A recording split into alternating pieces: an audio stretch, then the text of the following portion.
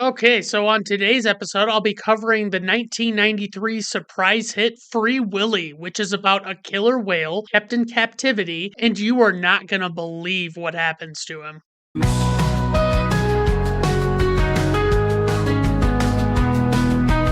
All right, everyone. Welcome to Brandon at Random Reviews, covering one unsystematically chosen topic at a time in weekly episodes. If that's what you want, then look no further. To keep up with the newest content, you can find Brandon at Random Reviews on most major video and audio platforms, as well as all popular social media sites. If you enjoy this, please like and subscribe. I use internet acknowledgement as a fabric softener alternative when doing laundry. As you may have also noticed, I'm kind of going back to my long form. I'm only doing one movie per episode. That's the key difference. I really wanted to get back to the long form stuff, and I just wanted to be able to expand my thoughts on movies and actually walk through them again. So if you see these super long ones that are not like close to 5 minutes long, they're more like 30 plus minutes long, almost always are going to be filled with spoilers. So just a heads up. So today's movie is Free Willy, released on June 16th, 1993. Runtime 112 minutes, rated PG by the Motion Picture Association of America. Budget is $20 million, okay? Directed by Simon Windsor. For the cast, we have Jason James Richter as Jesse, Lori Petty as Ray Lindley, Michael Madsen as Glenn, August Schellenberg as Randolph, and Jane Atkinson as Annie Greenwood. For casting notes, Jack Nicholson turned down the role of the villain Dial, balking at the low pay offered, which, I mean, this is not like a movie that you'd expect to come out with a big budget like he would need to be paid. Jack Nicholson notoriously made a killing on Batman from 1989 because he actually included in his contract that he would get like percentages of gross and things like that. So he's used to making bank on movies, and he's not one of these actors that's like, oh, I just want to do this for the fun experience or whatever, which I can't really blame him for. In what was described as a long process, 12 out of 4,000 actors were the top candidates for the role of Jesse until Jason James Richter was chosen by Simon Windsor. And this is actually Jason James Richter's premiere. This is his first movie ever. For the plot synopsis, when a boy learns that a beloved killer whale is to be euthanized by the aquarium owners, the boy risks everything to free the whale. Tagline: how far would you go for a friend? Okay. All right, guys. So let's just dive right into this plot. So I want to be clear. I definitely saw this once shortly after it came out, and I remember virtually nothing about it. We start off with some lengthy footage of a pod of killer whales splashing around in the open sea,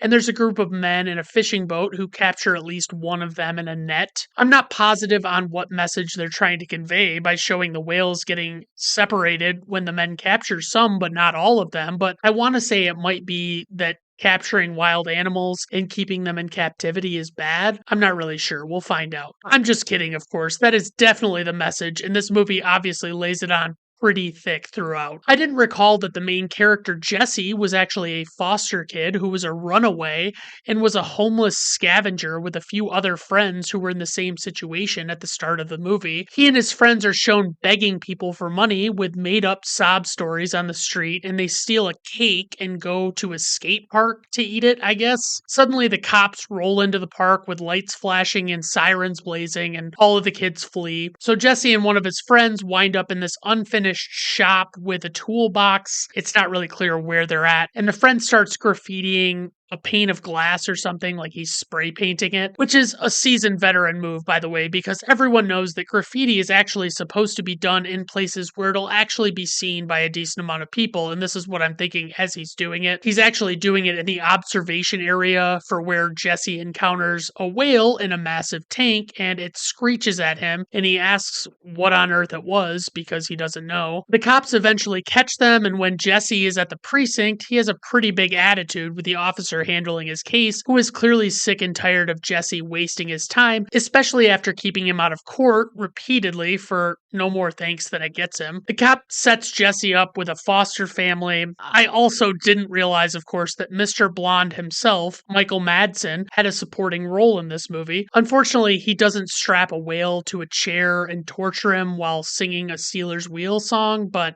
What can you do? Jesse is a complete jerk to his new parents who are welcoming and personable and try to talk him up over a meal, and he gives them nothing positive to work with at all. What I love is that Mr. Blonde is a mechanic or something, and for some reason he's wearing his collared button up shirt with his name patch on it the whole time when Jesse originally arrives, which I appreciate because I don't care for changing after work much either. I feel like it's kind of like a ham fisted way of us learning as the audience that he's a mechanic, but that's neither here nor there. And Jesse keeps hammering home that he wants to be with his mother, who abandoned him 6 years ago, which implies a lot of complexes and trauma, given that he's the only one who truly does not think negatively of her at all. Jesse's community service is to help clean up the areas of the aquatic park that he and his friends have apparently habitually vandalized over time. His contact for community service is a Native American whale caretaker named Randolph, who is played by actor August Schellenberg. Randolph makes it clear that he's not pleased with Jesse's life choices, and he won't be any happier if he sees the awful job that Jesse does cleaning the spray paint off the various areas in the facility. But eventually Jesse sees the whale again and goes up to the top of the tank to check him out. Randolph catches him up there, and before sending him back to work, he tells him that the whale's name is Willy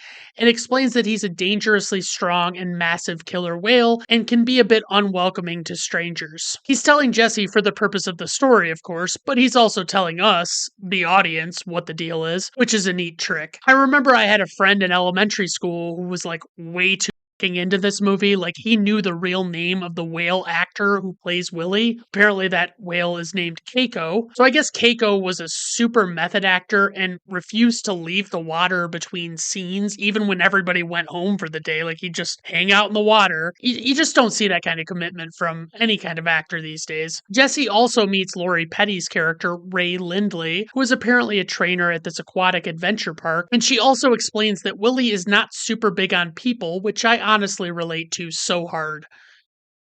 Okay.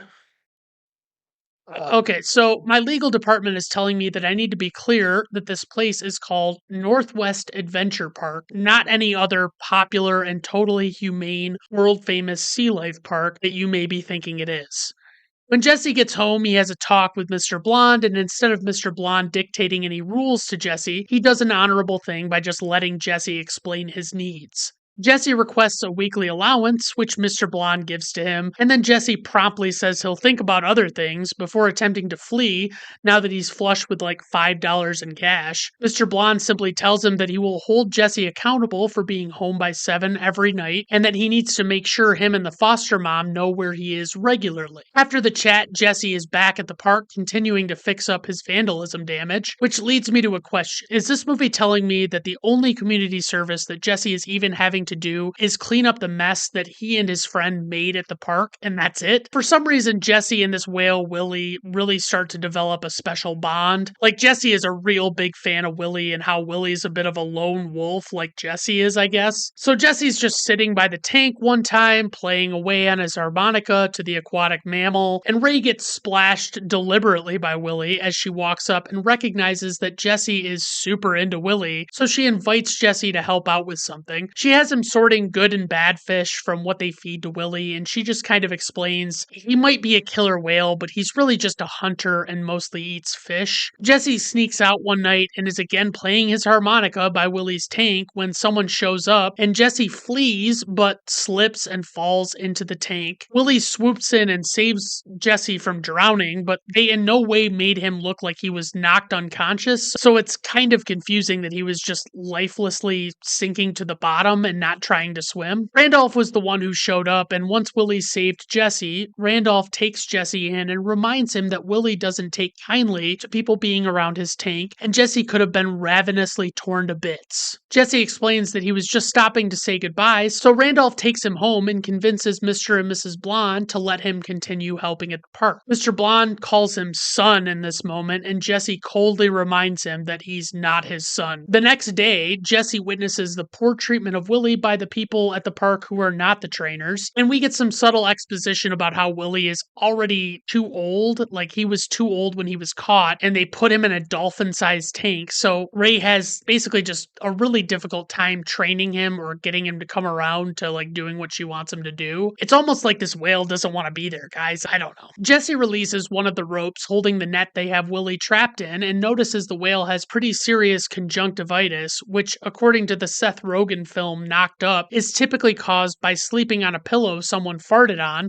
So I'm really not sure what's going on at this point. Jesse starts to get Willy food scraps from the fish market, which is confusing because it seems like we already had established that Willy's a total diva about not being fed mediocre scrap fish. And oh my god, if you can believe it, Michael Ironside plays a villain in this movie, which doesn't really work for me because, I mean, look at that sweet face. But he's just the park owner, Dial, and he hammers it home pretty hard that he is not a good guy and he doesn't like Willy. Ray explains to Jesse at one point that Willy's top fin being flipped over is actually caused by being in captivity and is not natural. Ray has Jesse help train Willy, and I can only watch her and Randolph look on at Willy and Jesse together adoringly so many times, okay? It's like way too much. Randolph tells Jesse later on about the lives of his people centuries ago when sea life was so abundant that they only had to fish 1 day a week, and his people had a special bond with the whales. We get a sequence with more people smiling at Jesse as he plays with Willy. Like, Ray just watches him while grinning ear to ear and not saying a single word. Initially, we do see Jesse's relationship with his foster parents, the Blondes, improve. Sorry, their real character names are the Greenwoods, Glenn and Annie, but I can't help the Reservoir Dogs references. I just can't. But Jesse's still very hung up on the notion that his real mom is coming back to get him after she completes some unfinished business that is very vague and undefined by Jesse, but he's like the only one that knows that she's just finishing some stuff, and that's it. And an argument between Jesse and Mr. Blonde after all of this discussion results in an intense argument where the mediocre child acting really comes through, and Jesse breaks a window by throwing his present from Mr. Blonde through it. I swear to God, half of this movie is just shots of people reacting to Jesse playing with this killer whale and like bonding with it. It's like, it's so over the top. Like, Willy does some flashy moves in the tank while the owner Dial watches, and then makes it clear that Willy needs to be able to do that in front of a crowd, which it's pretty easy to see probably won't go well as soon as they show the amount of people in the crowd and the observation area going nuts and making noise and banging on the glass. And sure enough, they make it pretty clear Willy is stressing out in the water at the show, and Jesse has to plead with the whale in front of the crowd by explaining how important it is to everyone that he does well. Then as the crowd gets restless, Willy straight up goes rogue and just heads down to where the kids are pounding on the glass in the observation area.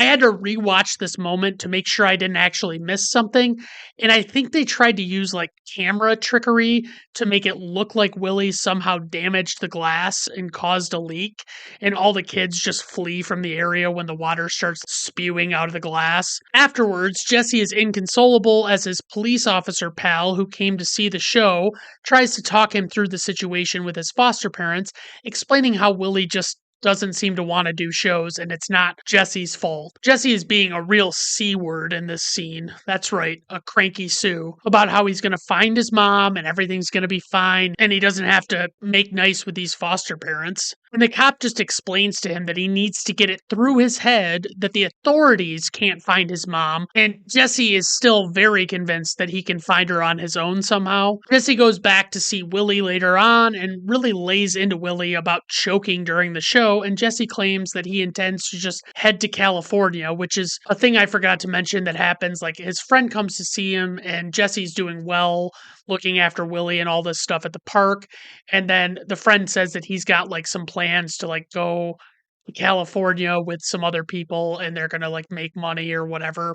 And so this is like the 2-second payoff for that discussion. But Willy just keeps crying to Jesse like he's trying to call his attention to something. And Jesse climbs a ladder and sees Willy's whale family in the ocean which seems geographically implausible, but hey, it's a movie. Then suddenly, Jesse spots a group of men using torches to cause a leak in Willy's tank, so he alerts Randolph. Randolph ascertains that the men were hired by Dial, the owner, to cause damage to the tank and fraudulently cash in on the $1 million insurance policy on Willy by causing his death. At which point, Jesse realizes he has no other choice but to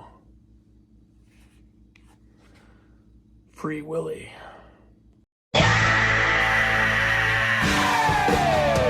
Randolph recognizes the reality of the situation and how urgent it is, but Ray, like a coward, wants to alert the police instead of trying to transport this multiple ton whale somewhere. But this whale is not going to live long, to be fair, in this state, and she's being a little ridiculous. This is probably the plan they come up with is not the best, but it's the only one the movie presents as being an option. So they make the necessary preparations to lift Willy out of the tank with a Skytrack. And for those of you wondering, a Skytrack is a telehandler or telescoping forklift used for lifting heavy loads. One practical use of this equipment that I know of is to hang trusses on houses and barns. So basically the rafters, or what modern rafters are. Randolph and Jesse go to steal Mr. Blonde's truck to transport Willy to the ocean on a big trailer, and they investigate by trying to reach him in the truck by radio. Eventually, they put it all together and catch up to Jesse, Randolph, and Ray, and spend numerous unnecessary minutes holding up Willy's safe return to the ocean. Meanwhile, Dial and co. realize what's going on and go after them because they don't have theft insurance on the whale, which is so typical of a short-sighted businessman to not purchase whale theft insurance. And oh my goodness, they actually have Jesse sitting, seemingly unsecured, with Willy on the trailer, consoling the whale as they speed to the ocean. He's just stroking Willy with his hand, and he's just oh, it's gonna be okay, buddy. Dial's men attempt to block the gate at the harbor, but Mr. Blonde just keeps driving on through the gate like a madman as the bad guys just flee last second when they realize he's not gonna stop. They struggle to get Willy in the water, and he's super out of it after being out of the water for so long. The bad guys keep attempting to thwart the release, eventually by trying to capture him in nets where the water is still shallow, but Willy gets away. Jesse gives Willy a tearful goodbye at a giant rock retaining wall, and then he has to coerce him into jumping the wall to get into the ocean, the actual main ocean, because they couldn't just get to it easily. Randolph starts chanting the native prayer from his story earlier about the centuries ago natives. And spoiler for those of you who have never seen any of the posters, trailers, or promotional materials for this film, Willy makes it over the wall and also makes it over Jesse, who is inexplicably standing on the wall as well. And then Michael Jackson's classic Will You Be There kicks in, and they post a hotline number for donations. And I'm honestly glad we didn't have some nonsensical scene where we see any of the aftermath of what happened. Why couldn't Dial have just had them arrested for stealing Willy, even if he doesn't have insurance for that? Seems plausible, but hey, like I say, it's a movie. And people keep telling me that all the time, and I just try and listen to them. All right, so that's the end of the movie. Trivia. Lauren Schuler Donner and the studio didn't like the original script that Keith A. Walker wrote because, according to the former, during an interview with Entertainment Weekly, she thought it was too sweet, too mushy, and too formulaic. So Corey Bleckman was hired by the Donners to write a second draft by making the story more contemporary, as well as turning Jesse from a mute 10-year-old living with nuns into a 12-year-old street tough with foster parents. After the movie was released, it brought the living conditions of the star orca, Keiko, to the world's attention. His tank was too small, with too warm, chlorinated artificial salt water. Keiko suffered from a weakened immune system and a skin condition around his pectoral fins. There was a monumental effort to release Keiko. A custom tank was built in the Oregon Coast Aquarium, and in 1996, the whale was flown from Mexico to Oregon. He recovered well and was moved to a sea pen in 1998. In July 2002, Keiko was released into the wild after spending 22 years in captivity. Unfortunately, he did not fully adapt to the wild again and died in December of 2003 in Norway. Keiko became the second oldest orca to ever live in captivity. Most close-up shots involving limited movement by Willy, such as when he's in the trailer and the sequences of him swimming in the open water, was a 20-foot animatronic whale. Walt Conti, who supervised the effects of the orca, estimated that half of the shots of the orca used animatronic stand ins. He also stated that the smaller movements of a real orca made things difficult in some ways for him and his crew, so they had to concentrate on smaller nuances in order to make the characters seem alive. Producer Richard Donner, who also directed a lot of really popular movies, came up with the idea of including the Earth Island Institute hotline in the end credits, despite the studio's concerns at first.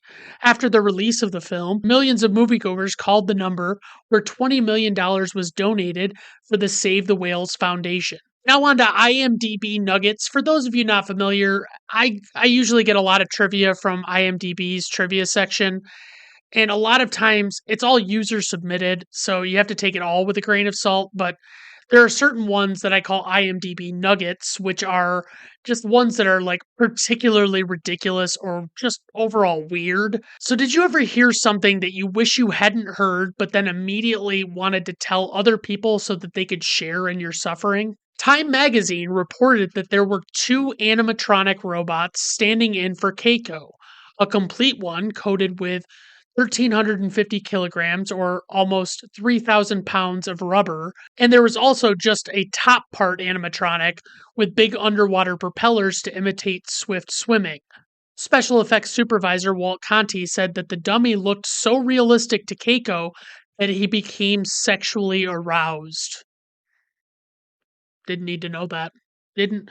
And another little nugget is a little bit of foreshadowing occurred when Ray asks Jesse if he has a girlfriend after revealing that Charlie's her partner.